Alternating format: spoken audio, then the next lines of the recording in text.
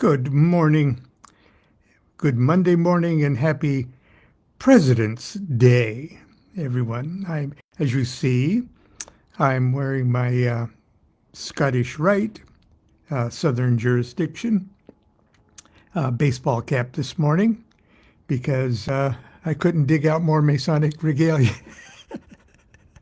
We have so many things put away.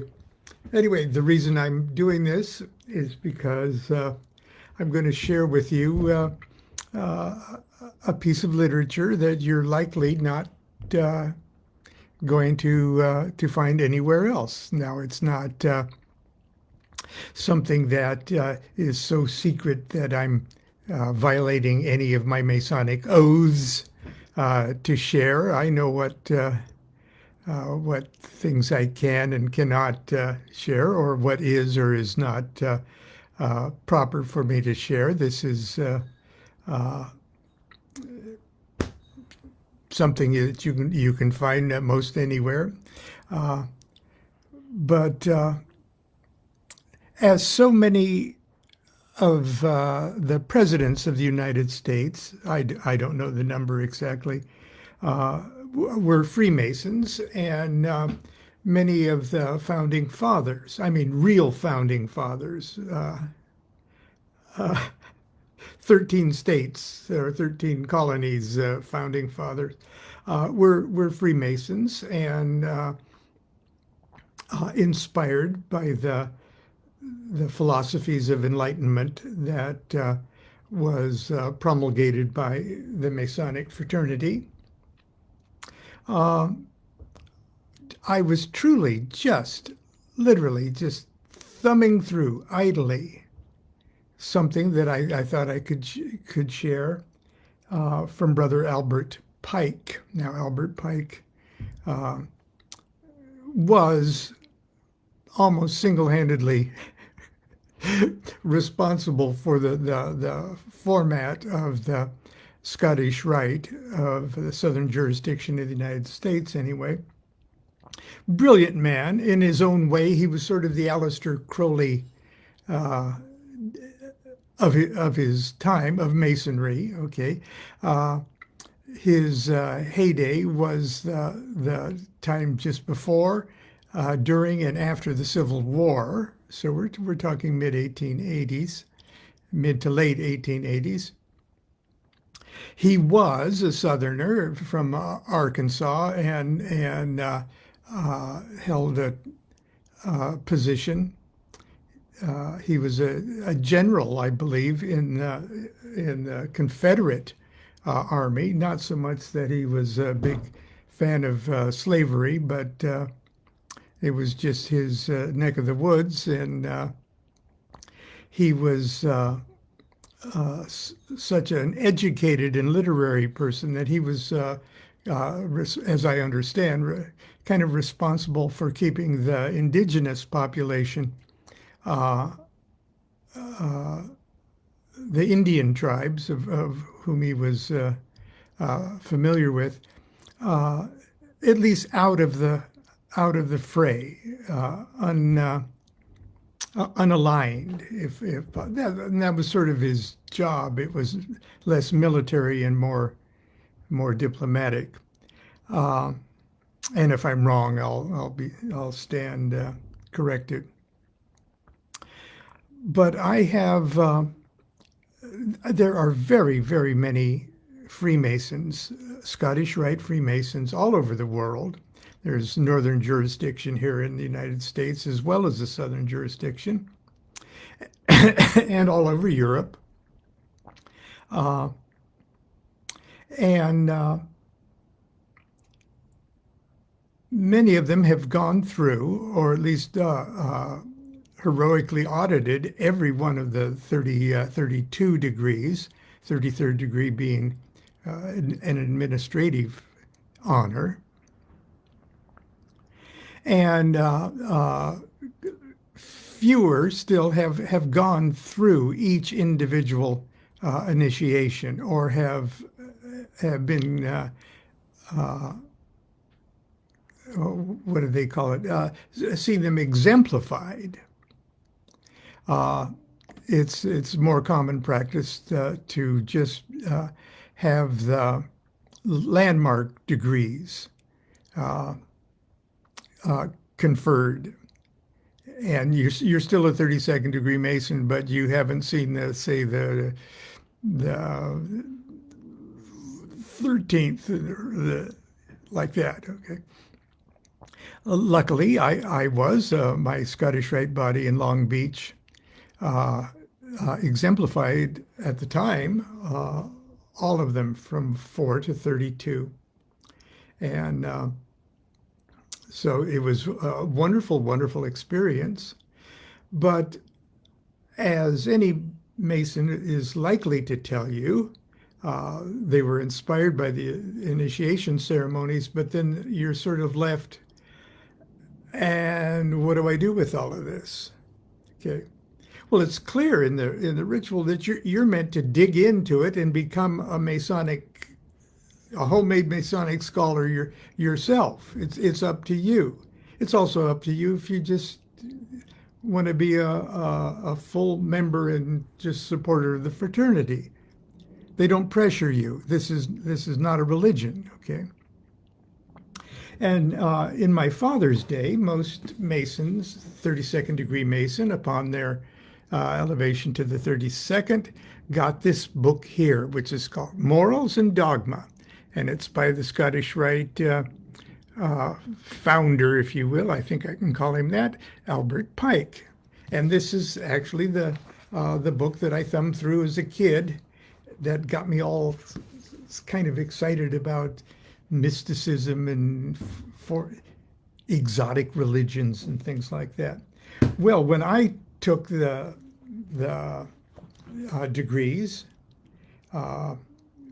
25 years ago, they didn't give out Morals and Dogma anymore. I guess it was not only too expensive, but nobody read it. And they were given this marvelous book called Bridge to Light by Rex Hutchinson, who is a Masonic scholar par excellence today. So most 32nd degree Masons have that. Very few, however, have something like this, the liturgy. This is also by Albert Pike. And if you've gone through the degrees, this doesn't reveal anything that the public can't read, but if you've gone through the degrees, it has extra significance to you. So in other words,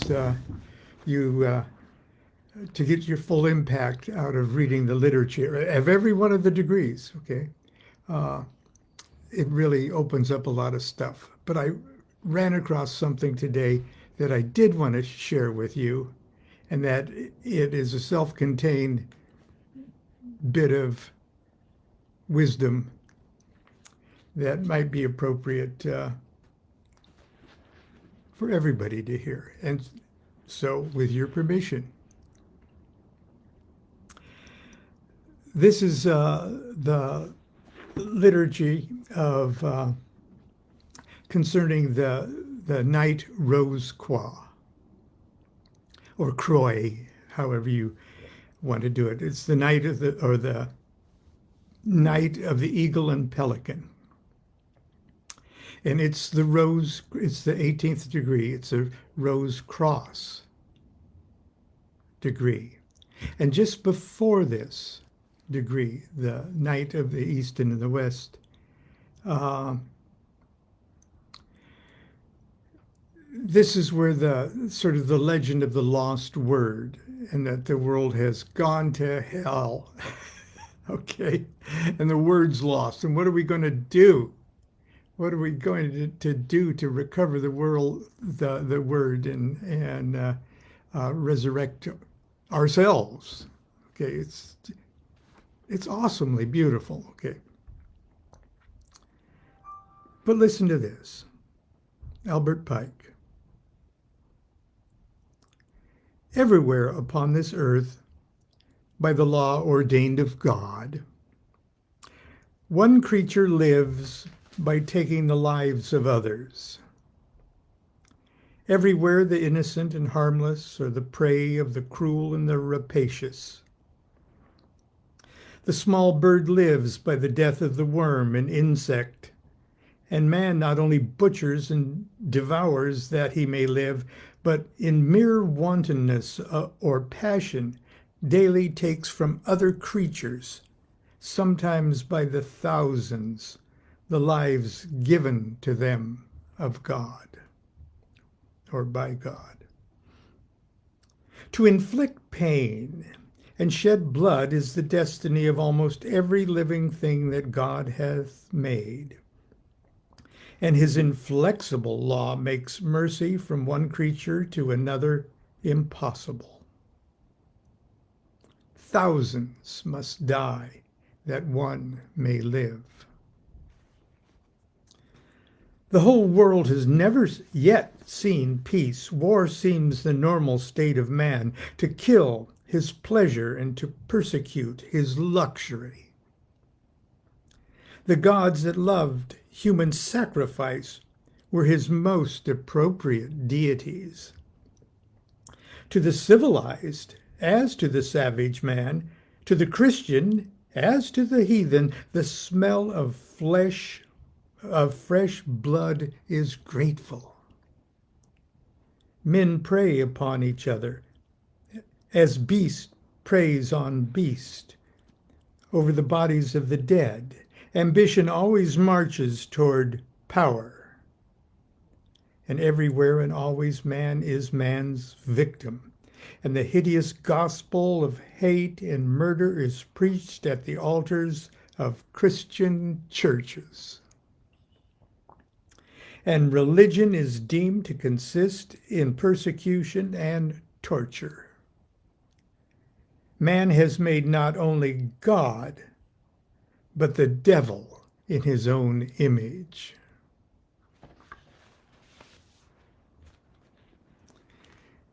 Even as God exterminated the races of reptiles and fishes that lived before Adam, smiting a whole species with one instantaneous death, so he deals with man. Plague and pestilence in their mysterious marches, silent and awful, belt the earth with broad zones of death, returning again and again with the same periodical regularity as the pestilential comets. Earthquakes bury in the drawing of a breath the populations of great cities. The lava rivers of volcanoes overflow and erase villages, and their rain of ashes bury cities out of sight for centuries. The tornado strews the sea's shore with the wrecks of shattered navies, and before it, the breath of an angry, savage god, cities reel, and the inhabitants of men become their tombs. What unto God the destroyer is the life of man more than the life of an insect? And why should we in our vanity imagine that he has for us any peculiar care? It is the destiny of 19/20th of the human race to be always mere beasts of burden, children of penury and toil, barbarous and brutal, their conceptions of the deity truly expressed by grotesque and hideous images, with no God, but only the incoherent and monstrous idea of a brutal and bloodthirsty tyrant domineering over a universe of abject, crouching slaves, with no light of reason, no intellectual pleasure, no other than a merely animal life. Save only here and there a bright spot of fleeting civilization. Like ever shifting spots of sunshine far apart upon the surface of a great plain. The world is dark, is dark. Everywhere are gigantic wrongs, and merciless outrages, and monstrous inequities. Night frowns and glowers everywhere. Unscrupulous wickedness prospers, and honesty and virtue toil in rags and starve. The base rule and the brave and good are miserable and serve. The heel of brutality stamps upon the face of prostrate excellence, and the world builds monuments to its scoundrels and canonizes its knaves.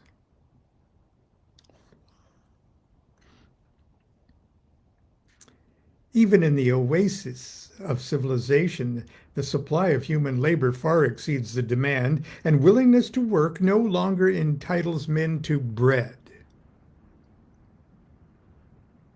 So that singly or in bands like wolves, they howl and starve. Famine depopulates kingdoms, vice swarms, and kennels in cities. And pauperism eats into the resources of nations. The selfish tyrant rivets fetters on the human body, and a pampered and ambitious priesthood on the human soul. Man struggles in vain to comprehend these mysteries, and empty systems of philosophy come and go like shadows upon the water. Despair and doubt and stupid fatalism and blind faith in the infallibility of jargon settle like dark clouds down upon the earth.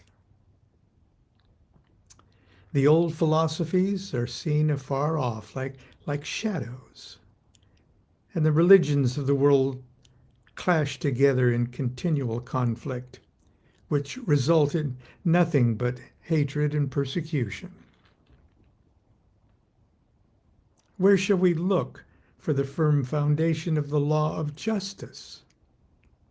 When man everywhere hates his brother and wrong succeeds and prospers, and the right is cast down and in adversity. When the reward of this world is for vice and the unprincipled, and punishment for virtue and the upright. And when for nation and individual and every living creature injustice seems to be the universal law, enacted by deity himself. Where shall we look for the eternal basis of the law of mercy and love? When the useless, venomous reptile stings and slays the harmless bird that sings its orisons to God who made the serpent.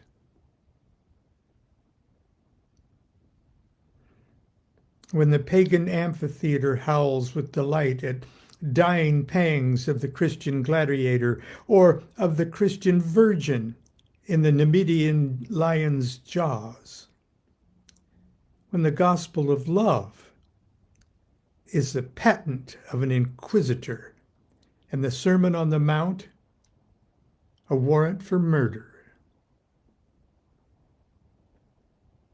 How can there be a just and merciful and loving God if he, omnipotent, allows these gigantic wrongs and hath made them the law of the universe?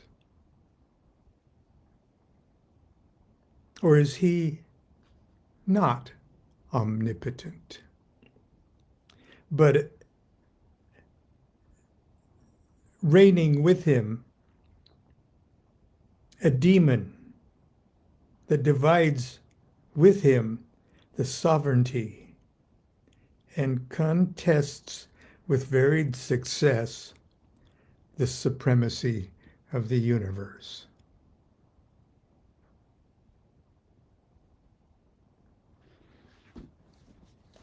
Now, That's what I call something for a Mason to think about. It gets better. That's only sort of to snap you out of something. Anyway, hope you snapped out of it. I'm trying to. Until tomorrow. It's been terribly rainy here, and there's a little bit of sunshine for a minute, but our yard is a lake. Let's hope that the next storm that comes in a few hours doesn't bring it into the house. Until tomorrow, continue to be good to yourself, be good to each other. Do what thou wilt shall be the whole of the law. Love is the law. Love under will.